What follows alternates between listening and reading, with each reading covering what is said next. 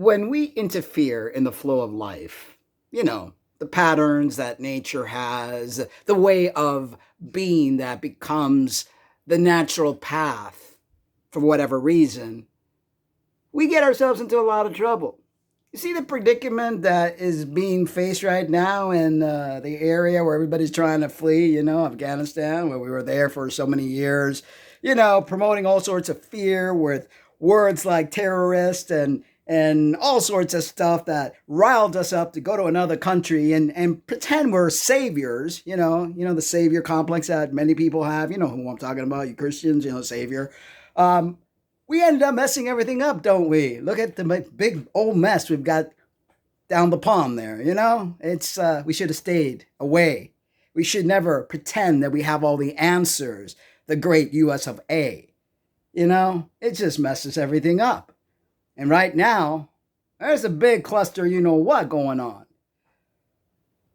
As far as the cluster F that we have going on worldwide with this fear tactic about this organism or this virus, okay, that we've had viruses throughout history.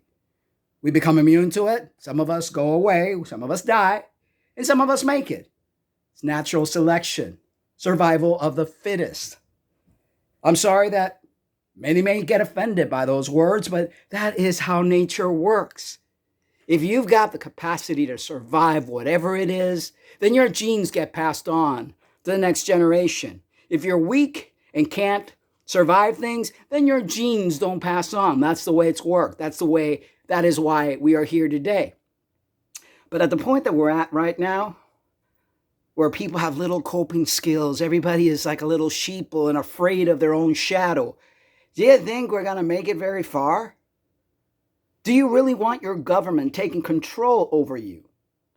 Telling you how to think, how to feel, what medical interventions you should take, or else you will lose your job.